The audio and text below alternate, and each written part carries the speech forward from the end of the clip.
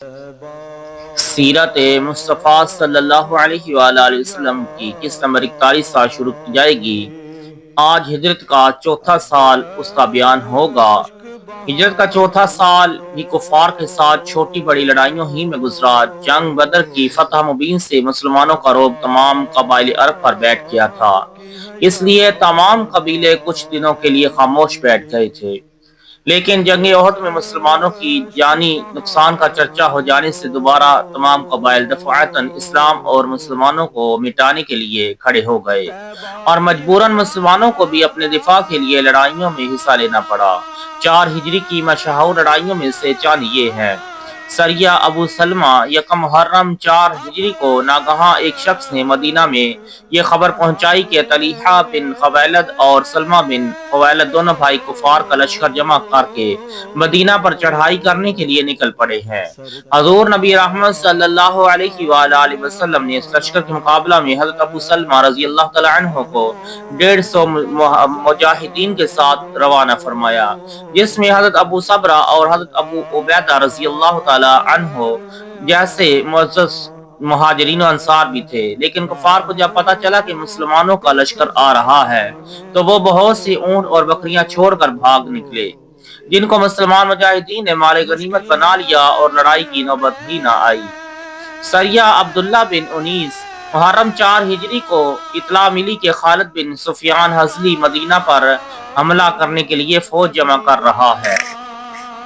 حضور نبی رحمت صلی اللہ علیہ وآلہ وسلم نے اس کے مقابلے کے لیے حضرت عبداللہ بن انیس رضی اللہ تعالیٰ عنہ کو بھیج دیا۔ آپ نے موقع کو پا کر خالد بن سفیان ہزلی کو قتل کر دیا اور اس کا سر کاٹ کر مدینہ لائے اور تاجدار دو عالم صلی اللہ علیہ وآلہ وسلم کے قدموں میں ڈال دیا۔ حضور علیہ الصلوۃ والسلام نے حضرت عبداللہ بن انیس رضی اللہ تعالیٰ عنہ کی بہادری اور جانبازی سے خوش ہو کر ان کو اپنا عصا یعنی چھڑی عطا فرمائی اور ارشاد فرمایا کہ تم اسی عصا کو ہاتھ میں لے کر جنت میں چہل قدمی کرو گے۔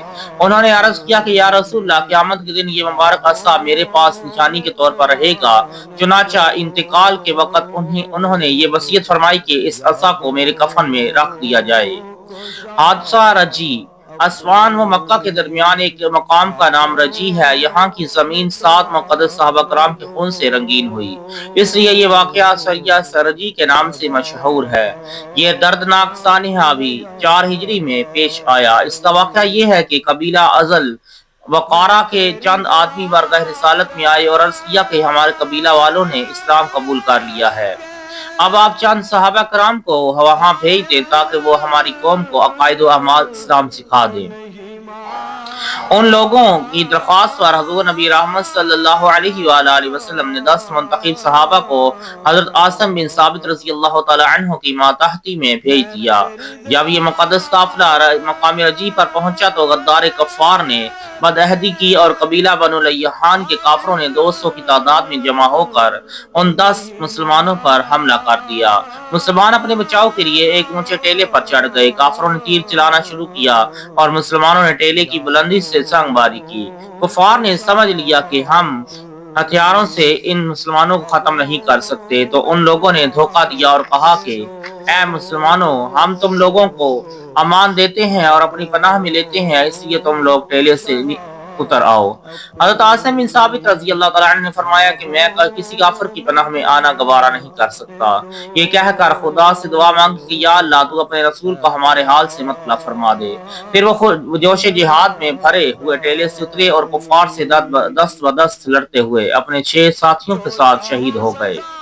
کیونکہ حضرت عاصم رضی اللہ تعالیٰ عنہ نے جنگ بدر کے دن بڑے بڑے کفار قریش کو قتل کیا تھا، اس لیے جب کفار مکہ کو حضرت عاصم رضی اللہ تعالیٰ عنہ کی شہادت کا پتہ چلا تو کفار مکہ نے چند آدمیوں کو مقام رجی میں بھیجا تاکہ ان کے بدن کا کوئی حصہ کاٹ کر لائیں، جس سے شناخت ہو جائے کہ واقعی حضرت عاصم قتل ہو گئے ہیں۔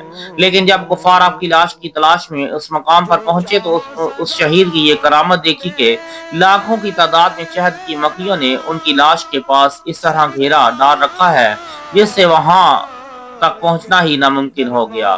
اس لیے کفار قریش مکہ ناکام واپس لوٹ گئے۔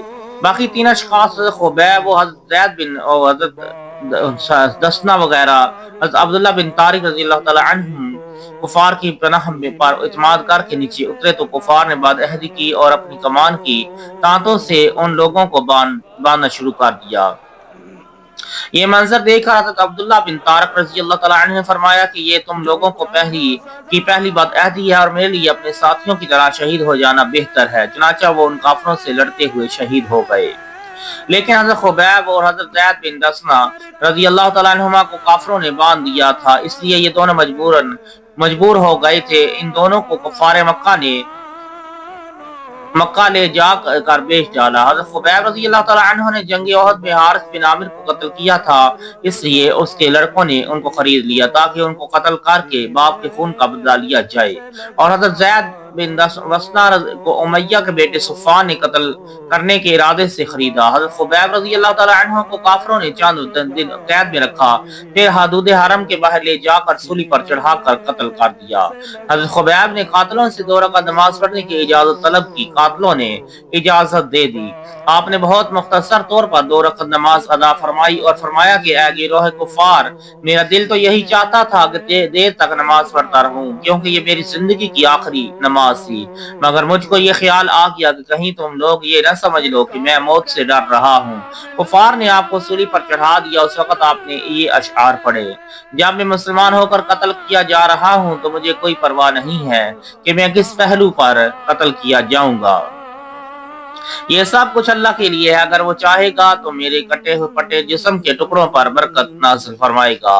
حارث بن عامر کے لڑکے ابو سروع نے آپ کو قتل کیا، مگر خدا کی شان کے یہی ابو سروع اور ان کے دونوں بھائی عقبہ اور حجیر پھر بعد میں مشرب اسلام ہو کر صحابیت کے شرف و اعزاز سے سرفراز ہو گئے۔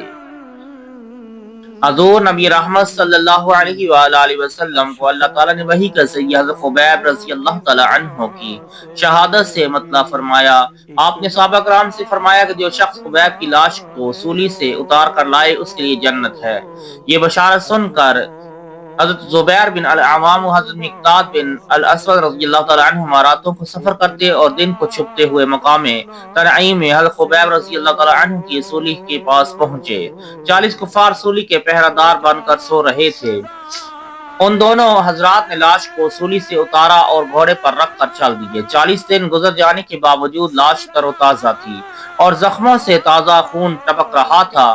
صبح کو قریش کے 70 سوار تیز رفتار گھوڑوں پر تعاقب میں چل پڑے اور ان دونوں حضرات کے پاس پہنچ گئے۔ ان حضرات نے جب دیکھا کہ قریش کے سوار ہم کو گرفتار کر لیں گے تو انہوں نے حضرت خبیب رضی اللہ تعالیٰ عنہ کی لاش مبارک کو گھوڑے سے اتار کر زمین پر رکھ دیا۔ خدا کی شان کے ایک دم زمین پھٹ گئی اور لاش مبارک کو نگل گئی، اور پھر زمین اس طرح برابر ہو گئی کہ پھٹنے کا نشان باقی نہ رہا۔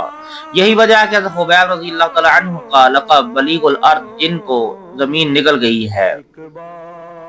اس کے بعد ان حضرات نے کفار سے کہا کہ ہم 2 شیر ہیں جو اپنے جنگل میں جا رہے ہیں، اگر تم لوگوں سے ہو سکے تو ہمارا راستہ روک کر دکھاؤ، ورنہ ہم اپنا راستہ لو۔ کفار نے ان حضرات کے پاس لاش نہیں دیکھی، اس لیے مکہ چلے گئے۔ جب دونوں صحابہ کرام نے بارگاہ رسالت میں سارا ماجرا عرض کیا تو حضرت جبرائیل علیہ السلام بھی حاضر دربار تھے۔ انہوں نے عرض کیا کہ یا رسول اللہ صلی اللہ علیہ وآلہ وسلم، آپ کے ان دونوں یاروں کے اس کارنامہ پر ہم فرشتوں کو بھی فخر ہے۔